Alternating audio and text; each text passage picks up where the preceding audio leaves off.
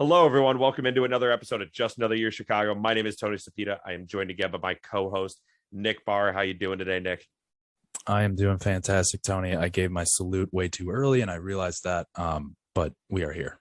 We are absolutely here. And the Bulls are arguably here. There's definitely some left to be desired. We'll kind of get into it. Obviously, we know there's different circumstances surrounding it. There's a lot of nuance, which we'll get into. But let's kind of start with just set the table, where we're at in the season, kind of what we got left, which is we have 17 games left in the season, which Nick actually looked that up. I didn't realize it was that little. I thought it was like 20, 22. I didn't realize it was already down to 17. So the Bulls are sitting at fourth in the East, but they are currently on a 5-game little skid here, which is not great. But again, we didn't think we'd be fourth in the East, with this team. I'd think personally coming into Agreed. it. So agreed. Let's not forget that. Yeah. What do you got kind of with the rest of the schedule coming up? Yeah. So I know probably a lot of Bulls analysts are saying this right now, and partly because they're Bulls fans as well, but also Tony, we can say it till we're blue in the face. When you have 2 starters and a 6th man of the year out, it's gonna hurt. It's just gonna hurt. 3 starters against the Sixers too. So I mean, obviously the extended is the 2, but yeah, Correct. It's just, and then So sorry, keep going. That just pissed me. But again, I mean, that is what it is. We got to figure it out. There have been, I would argue, the Bulls. You could probably back this up with facts too. The Bulls have had one of the worst goes for injuries this year. When you include COVID, when you include, the season long Patrick Williams injury, and then that one from Caruso that came out of nowhere was a real bummer. Thank you, Grayson Allen. Grayson Allen from prison. Yep. For prison. Yes. I think, like, listen, you can nitpick as much as you want. I know it seems like against the 76ers, we had the right game plan. Clearly it doesn't seem like it because Embiid scored 43 points, but we were kind of like, showing down to help, to double, trying to front him in the post. But you notice that when you don't have those quick hands like Lonzo and Caruso, like, those traps are a lot easier to get with those guys, like their length, their hustle. And then let's not forget that they bring something to the table on the offensive side. I feel like all we've been talking about is just like, their hands and like their deep, we're giving up so many points now. We're always in a shootout. And listen, if it goes to a shootout, it's going to be tough for this team to win. That's just straight up facts. Yes, we have one of the best 3-point percentages in the league as a team, but we also shoot the lowest number of threes. Okay. So we gotta know who we are. Right. So, Tony, we got 12 games left in March. And the reason why I kind of tried to like zoom in on that is just because we're hoping, and we'll get into the injury updates in a second here, but we're hoping, by April 1st, cause like, I'm tired of like trying to follow all these timelines, but we're hoping April 1st, that no matter where Lonzo is right now, no matter where Caruso and Patrick Williams are, we'll have those 3 guys. So in theory, we'll have our full roster. So that's why I was looking at just remaining March. Okay. So remaining March, we have 12 games left, and 9 of those are road games. So you can see why we have the first or second toughest. I've seen somewhere we're the first toughest schedule, somewhere we're second toughest. But regardless, we have a really rough road ahead, right? So even the Pistons, who we face tonight when you're watching this, are seemingly a lot better than they were in the first half of the season. Obviously, we've given them a number of whoopings, but they are showing some promise as a young team. And again, we're on a skid right now, so we can't overlook the Pistons.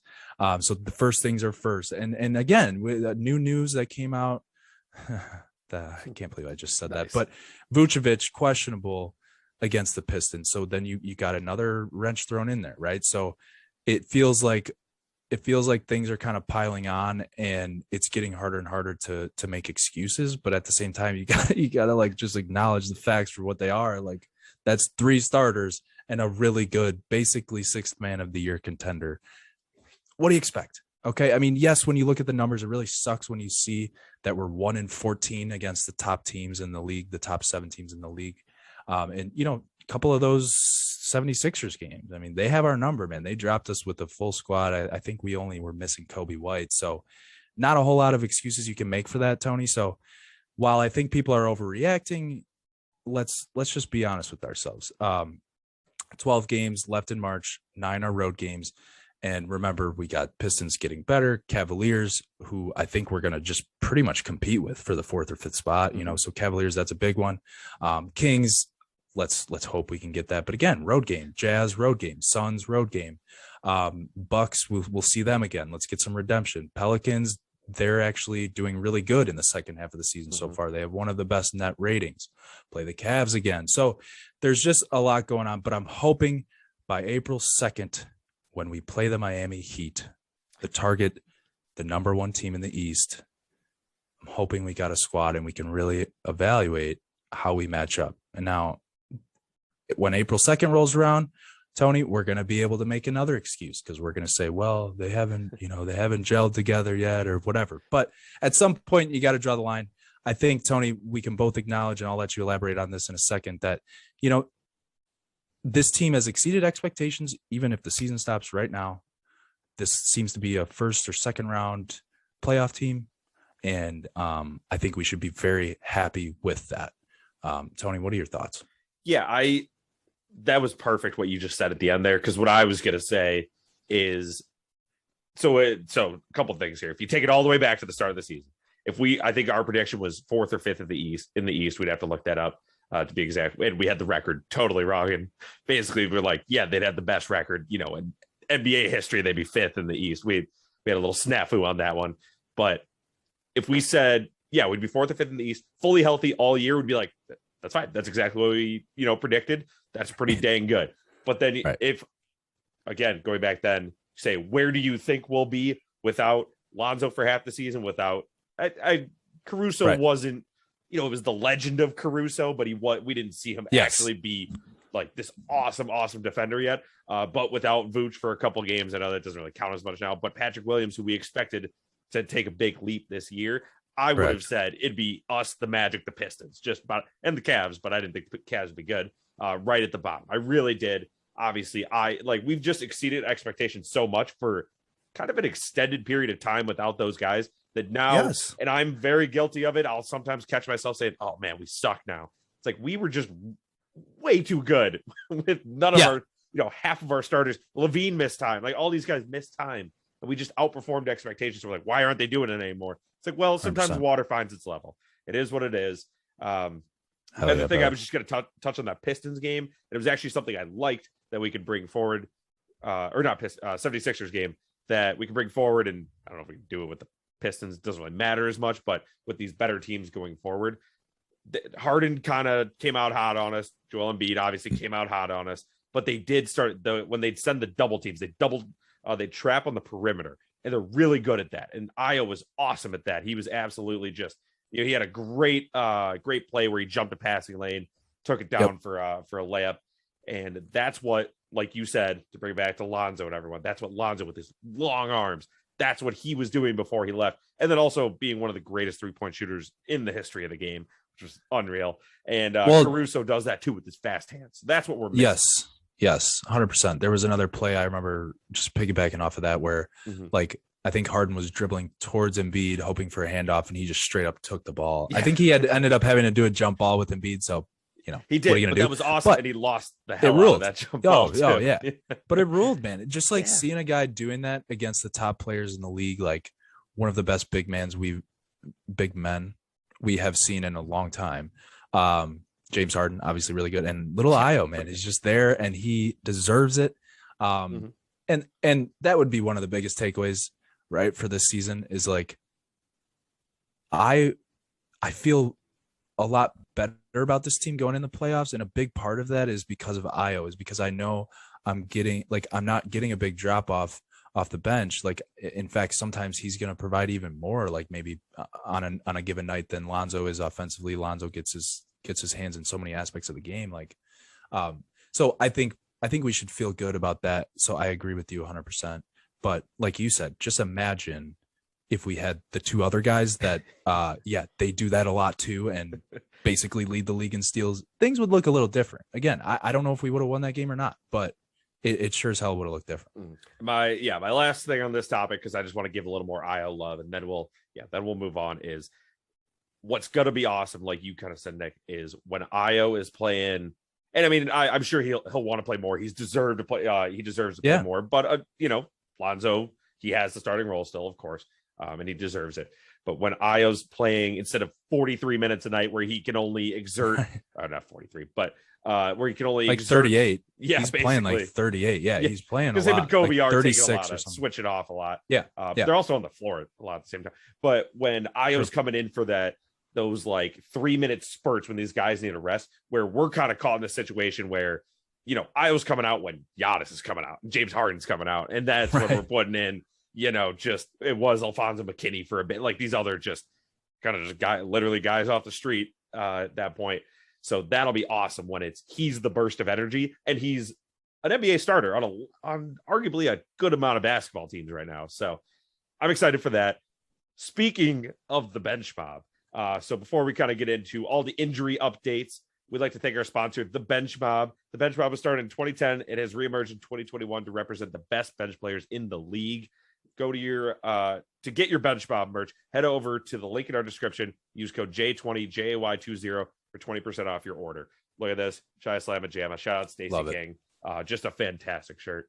So, Nick, update us on the injuries, my man. Yes, sir. So, again, feeling like a broken record, but the people need this. We need this. We just want to know things are progressing. We want to know that we have team doctors that are actually looking at our players, and it seems as though we do. So this is good.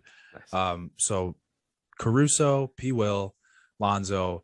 So if you guys saw the game against the Sixers, like they were all on the bench. Well, I don't know. I don't remember seeing Lonzo, but Caruso, P. Will for sure there. Mm-hmm. Like kind of hanging out, but we have more road games, obviously, like against the Pistons tonight. So what they decided was that their best option for their rehabbing would just be to go fly back to Chicago. So the three injured boys, went back today. So yesterday, when you're watching this, to get a final evaluation, I believe. Now Lonzo's not included in that. Sounds like his timetable is a little bit further back than Caruso and P. Will, but hey, I'll take 2 out of 3. And Lonzo, I don't think any later than a month, he'll be back. But again, that's only a couple games left in the season, so we got to remember that too. Mm-hmm. That there's just not a whole lot of time for them to get going, but they are. It looks like they're looking to be cleared tonight to see if they can practice in full contact on Friday. So that's what we're looking for right now. That's what you should be looking for in your tweets. Casey Johnson, Rob Schaefer, whoever, be looking for those nerds telling you what's going on with this latest bone scan, because that's what we're relying on right now, folks. Yeah. So we got one final look from the specialist, I guess. Looks like quite a few, like Barstool, Chicago, quite a few jumped the gun. I think it's safe to say we're all extremely excited for these guys to be back, especially Caruso, because we haven't seen P. Will much, so I think it's just more of a recency bias thing. But sounds like it's not official yet, Tony. But on the up and up, I'm hoping the boys practice, and when I say the boys, Caruso and P. Will on Friday, and we should be happy about that if that happens. I'm hoping it happens. I agree, and I'll address the elephant in the room. We are blaming John Greenberg for being not a bad reporter, just like I don't know, he just doesn't always have accurate stuff. But he was the one that the only reason we didn't have something like a post up or something like Alex Caruso cleared to practice, jump the gun, as well as just we were all working, so we were just too busy to do it. But we all saw John's tweet first, and then everyone else. Oh my gosh, it's happening, and then everyone else with a little more maybe inside knowledge. I don't want to throw too much dirt on John here. He's had a little track record of it though. Everyone else with, like I said, some real inside knowledge. It's like, whoa, let's pump the brakes. Like we're almost there. Like it wasn't flat out fake news. It just, because that could be the case in 24 hours, but we're just not there yet. So it was a little bit of a weird mid-afternoon if you guys were on Twitter. So there was a lot of news flying around, but yeah, that's kind of, we're still not there. That's the best way I can put it. Yes. We'll know Thursday. You said it best, Nick. I'm already done. I'm tired of putting, they'll be back next week. Oh, March. They'll be back middle of March. They'll be back. I know. April 1st. Hopefully it's not an April Fool's prank. Let's say April 2nd. April 2nd is the timeline I'm looking at right now for when either guys to be back or to give us a final deadline, because it's kind of, it's just a lot of not even misinformation, just great, wrong. Just like wrong, trying to be the first with a take, trying to create that excitement, which is fine. I respect that, but we're just, it's not helping everyone. Everyone's just confused right now. Yeah. You know what? Maybe the Bulls are being selfish, dude. This is our team too, bro. Okay. This is our basketball team too. We clearly have stake in this. So come on. Yeah. I know, the Cubs fans will be quick to blame Jerry Reinsdorf. Maybe it is his fault. Who knows, but who knows? Either way, last thing. Go ahead. Last thing. So I want to just like you said, I want to be as non-vague as possible. So Lonzo Ball hasn't started doing he hasn't started running, right? We all know running. He hasn't started running or cutting, okay, in practice yet. So that means, like I said, so he's I hate these timetables, but he's a little bit behind. Okay. I'd say at least a week or two behind Caruso and Williams. Mm-hmm. But it sounds like Caruso and Williams, as long as these bone scans go good, they could be playing on our team in live games, I would say by next week, but I would not count on Lonzo. It's a guarantee from Nick.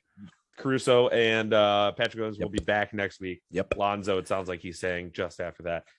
So Correct. My final thing here is not Bulls related. And if anybody's listening to this is a very important issue in our world about a big guy beating up on a little guy. So Bellarmine, which is a college, they just won their conference tournament, the Atlantic Sun Conference, and they are not allowed to go. They didn't get an auto bid to the NCAA tournament because of some stupid NCAA rule. Because, Nick looks confused. It doesn't make it. I just learned about this because they just transitioned up from Division 2 to Division 1. So there's a 4-year, it's called like a transition window where you are not allowed to play in the NCAA tournament, like by any means. So they got the automatic bid, and now it goes to the number 1 seed in their conference tournament. Not even like the runner-up in the conference tournament, just whoever was seeded first, which is Jacksonville State, who lost in the semifinals to Jacksonville, who then lost to Bellarmine. I think I nailed that name, by the way.